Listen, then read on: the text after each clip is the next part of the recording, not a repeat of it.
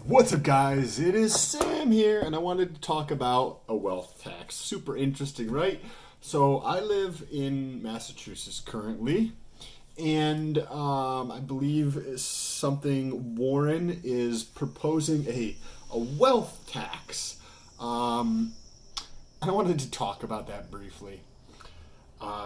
So, before I do that, make sure you press that red button that says subscribe and that little bell notification so YouTube can tell you every time I post a video. It's kind of like Santa Claus in your phone every day. So, with that being said, let's get into it. So, I think it's Elizabeth Warren. Correct me if I'm wrong down below in the comments. And by no means am I even slightly to be pretending to completely be on top of this by any stretch of the imagination. It's just some of my thoughts.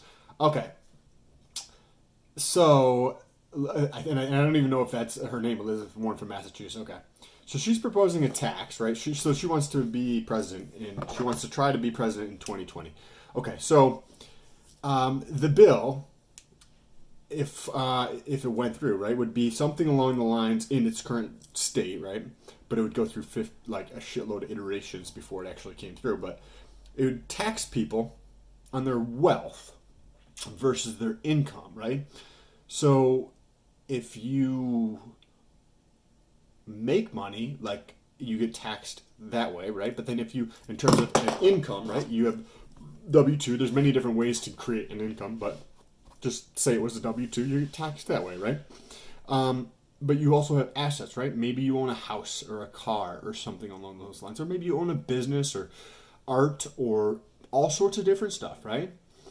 And she's proposing a bill to tax people on their assets.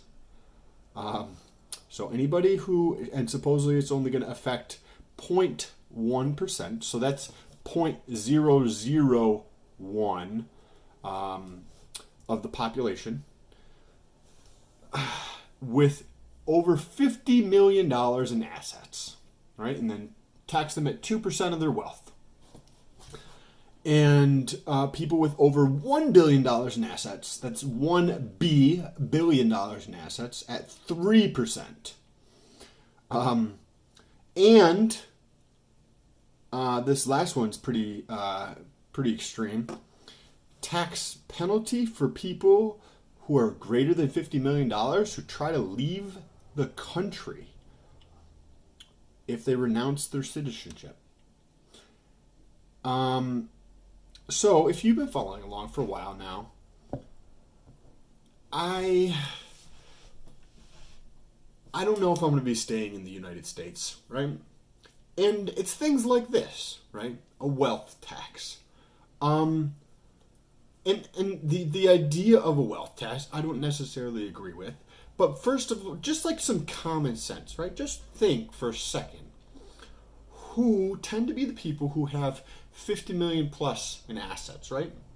Well, generally speaking, these people are going to be the producers. And somebody's probably going to mention that it's, oh, they have trust fund babies, or oh, it's the people who got it given to them. Yeah, and there's a couple, right?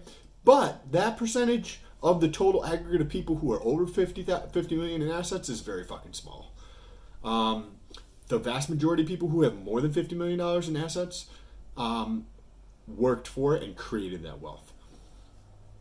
And what that means, right, is that they're used to taking initiative and they're used to taking risk. So think for a second, just for a brief second, what a tax like that might do as an incentive, right? Like, you have $50 million, right, in assets, and maybe that's like 3 pieces of fine art that are worth $1 million each, and you've got a couple properties, and then you've got a couple businesses, and that comes up to be, $50+ million in assets, right? And what kind of incentive could that create for you? Just think about that for a second. And then you realize, if you know anything about taxes or the valuation, like appraisals of assets, that so if you were doing an appraisal on an asset, right? So say take real estate for example. There's just different assumptions you put in there. There's different you can go get like a appraisal designation to go do valuation on real estate, or probably any other fucking type of asset you could possibly think of. There's probably some type of designation out there to evaluate the actual, supposed price of some of these things, or value of them. And if I own an asset, I would have an incentive to report lower asset values, right? Because that increases my taxes. So instead of having maybe higher asset values, what I would do is maybe increase my income, or more than likely, it would be tremendous for the legal industry, which most people in government come from that. Not no, most. That's a very naive thing to say, right?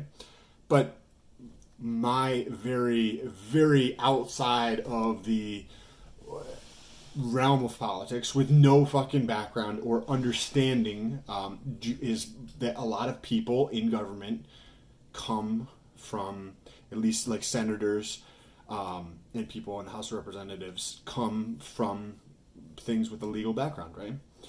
And that could be completely wrong, and you're more than welcome to correct me down below in the comments. But think about that it would probably be very good for the legal industry, which could be good, obviously, from that perspective. But why would it be good for the legal industry? Because if you know about how some of these things work, the people who have money tend to be the people who want to protect that, right? So I would want to protect my assets, which means that if I'm going to say, just hypothetically, we'll put down a $50 million. 1, 2, 3, 4, 5, 6, 7. So if I was going to get taxed on the amount of income or assets that I had, and that tax was going to be at 2%, I mean, that's $1 million, right? So anybody with even just like a very, very rudimentary back of the envelope calculation would pay somebody, right? So if I could somehow hide my assets, right, legally of course, I would pay them just under $1 million, or probably actually a lot more, because if they could do that in perpetuity, then that's $1 million per year that I would save. You can structure things in such a way so that you have control of the asset and you receive the benefit of the asset, because you can control an asset and not receive the benefit. So I'm sure with enough creativity and resourcefulness, you can figure out different structures legally to control an asset and receive the benefit without owning the asset, right? So that would flourish tremendously.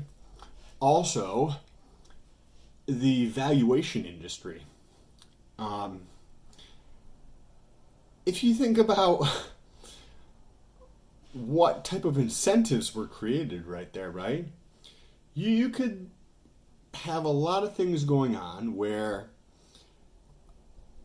some of these assumptions, right? So if you have, say, 6 different assumptions, right? And you could do like a Monte Carlo type of simulation on these 8 different assumptions on the asset value of a portfolio, right? In terms of that portfolio being somebody who has $50 million worth of assets of different types.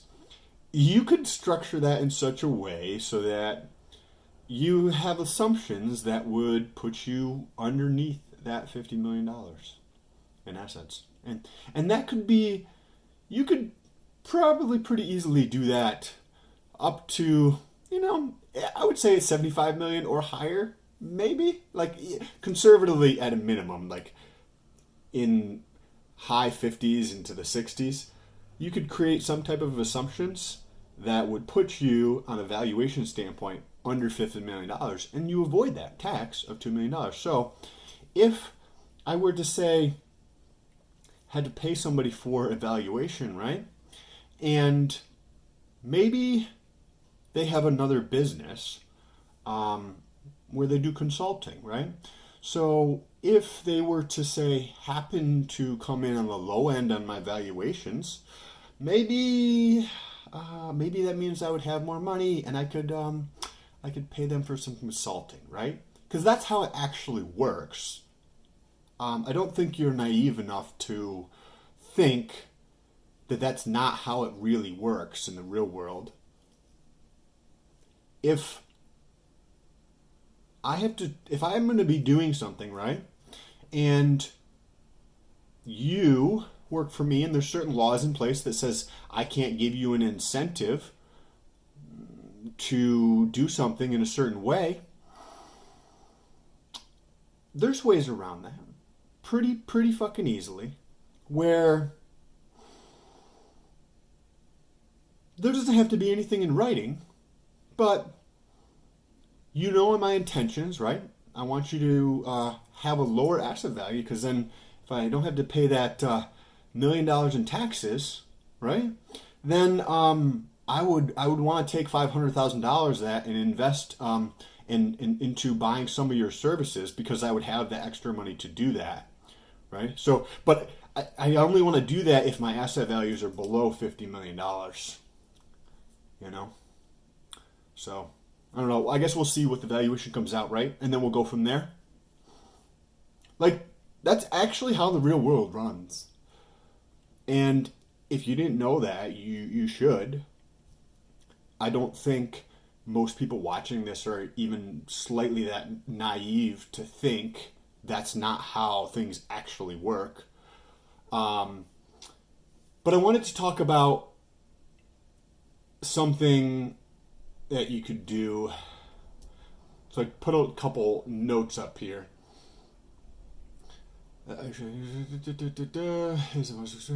So one of the most extreme things, right, is, and it's going to be more than like these, what I was just mentioning about whether you're changing the legal structure or entity so that you don't own something, but you have control and you receive the benefit from it. And that could be directly or indirectly. There's different ways of structuring things legally so that this can happen, whether it's from a tax standpoint or from a peripheral or other standpoint, right? There's different ways to structure things. And the valuation standpoint. The third is more extreme, where I'm already thinking this, but I have a feeling this trend is going to continue.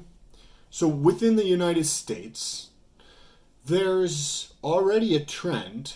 This picked up over the last several decades, probably two tremendously, but there's high income earners that are leaving, say, California, Massachusetts, New York, states with high state income tax, right? And then they might be moving to, say, Florida or Texas or just outside of their state, or structuring it in such a way that, say, New York has their test, and their test is a day's test, which means that if you spend more than 180 days in New York throughout a calendar year, then you would be considered to have residency in New York. So you could spend slightly less than 180 days in another state so that you only have 179 days in New York and avoid New York taxes or something along those lines. And that's on a country level, right? Now, I think anybody who really opens up their mind to seeing the restrictiveness or the oppression, like, that's a very strong word to use, I know, but that's how it starts, right? The oppression, right? From a taxation standpoint, from a freedom standpoint, and just from an opportunity standpoint. and they look a little bit bigger. And I go back to the beginning of this video. They can go outside of the country and structure their business outside of the country, and they can leave the country. So this is what this last part is potentially set in the bill for the tax penalty for people with more than $50 million in assets who try to leave the country, and not just leave the country, but renounce their citizenship. That sounds a little bit oppressive to me. It sounds like a restriction of my freedom. I don't know. What do you think down below in the comments? But that's why it's a little bit more extreme. But there could be a way to structure things in it. And remember, if you own a physical thing where there's employees, that doesn't mean you couldn't structure something. So first of all, that third option is going to be a small minority, right? A lot of people are not going to want to do this, right? They're going to be, oh, my friends and family are around. And cool, that's fine. Like, you do you. As long as you're happy, that's what matters. But maybe there's some people, right? Like, if I'm thinking it, I'm sure there's plenty of other people. And it might just be on that fringe, right? It might just be several 100,000 or maybe on the low millions who want to do something like this, right? Who want to leave the country, to leave behind and seek out freedom from taxation and freedom from the regulations and bureaucracy that comes along with large government. And you may potentially be thinking like, oh, well, other countries are third world countries. I think once you spend some time traveling, that may change your mind. Just because that's what the media says, or that's what you've seen online and in movies, doesn't mean that's fucking reality. I have traveled to 14 countries, but not by no means does that make me an expert. However, I think that there are plenty of other countries around the world that provide more freedom for the individual and to run a business. And so I wrap it up to three things: the taxation, the freedom, and that can mean a lot of different things, and opportunity. So we'll touch on the taxation first. With the taxation, you could structure something, and remember, this is going to be more effective for certain individuals than other individuals, right? Both on the standpoint of their personal life and with their business. Because not a lot of people are going to want to leave it. But assuming somebody wants to take this idea to fruition, then that would be moving your business and yourself, right? So that doesn't mean you couldn't come back and visit if you wanted to. You could have that freedom to do so. But the taxation, there's ways to structure your business in one way so that it doesn't get a terribly high tax rate, and your personal income to not have a very high, if any, taxes. And they could be in two different countries. And your overall taxes are less. So when you think about it, not only could something like this come down the road, whether it's, I don't think it's going to probably happen in 2020, which she's talking about, the Senator Warren, whatever her name is, but I think that something like this could happen. And I do think that more taxes down the road are probably on the horizon. And it's not just a wealth tax, right? We have federal taxes here. We have state taxes. Some cities have city taxes, like New York City or some in California. And I'm sure there's others around the country. And then you have sales tax. You have luxury taxes. There is taxes upon taxes upon taxes. And when you aggregate all the taxes together throughout the entire year, I would bet that they're substantial.